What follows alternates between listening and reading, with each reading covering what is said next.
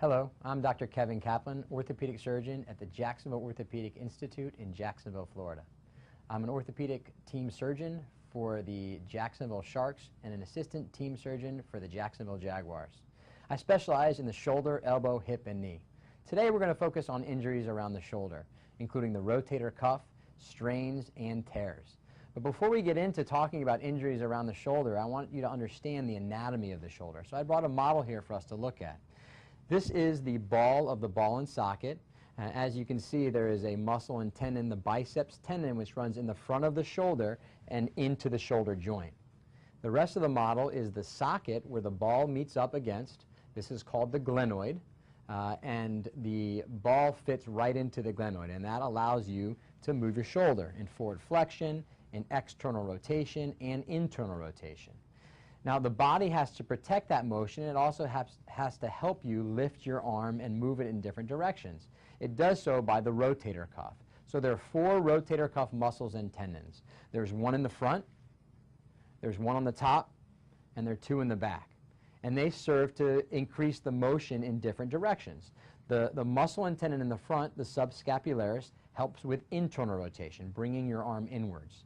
The supraspinatus, which is the most common tendon that's injured, helps with abduction.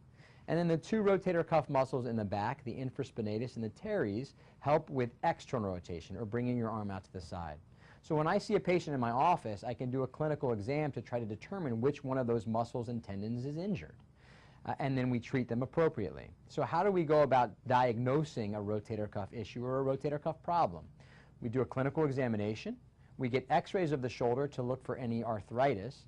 And what I mean by arthritis is cartilage wear on the end of the ball or the end of the socket. And that's typically an arthritic type issue that may cause also decreased motion.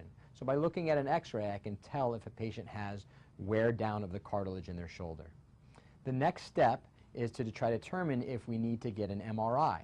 An MRI is a special radiographic test where we can look at the rotator cuff muscles and tendons. We can't see tendons on a regular plain x-ray, so if your physician suggests an MRI, it's a better way to look at the tendons and the cartilage in the shoulder.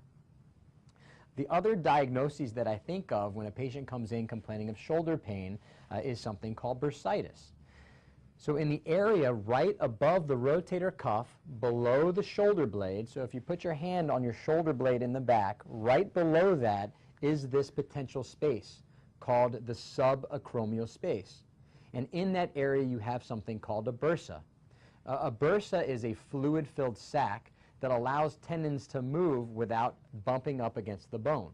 If that gets inflamed, it's an itis. Inflammation is itis, so inflammation of a bursa is bursitis.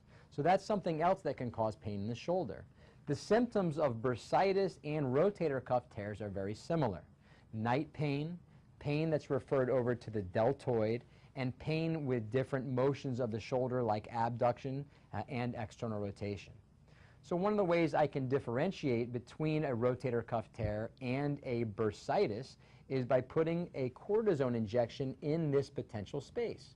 If patients then get better from the cortisone injection and with physical therapy, then it may just be an inflammation of the shoulder and we can get them back to their normal activities. However, if they continue to have pain despite the anti-inflammatory injection and the physical therapy, then I'll send them for an MRI.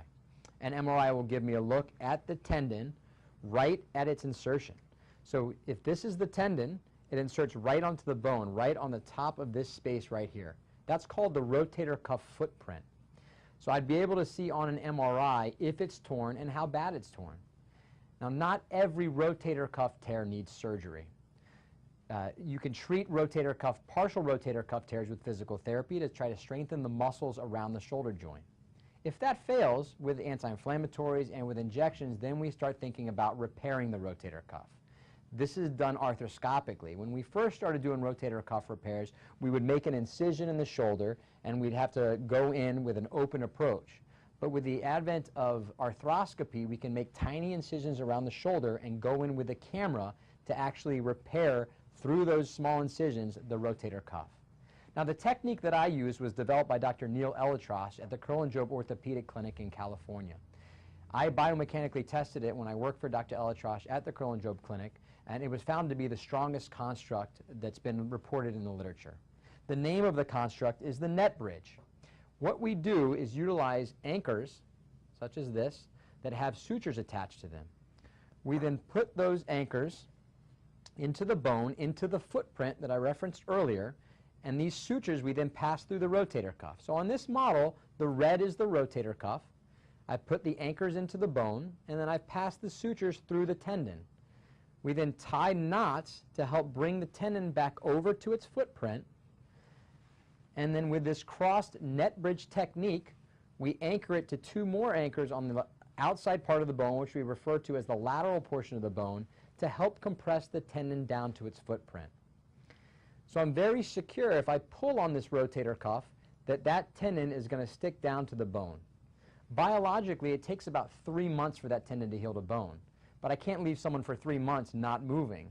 So what we do is we get a patient into physical therapy for about 6 weeks to have them just passively moving the arm to get a little bit of motion going while the tendon's healing. After that 6 weeks and after coming out of the sling, we then have a patient start actively moving their arm to get a little bit more motion.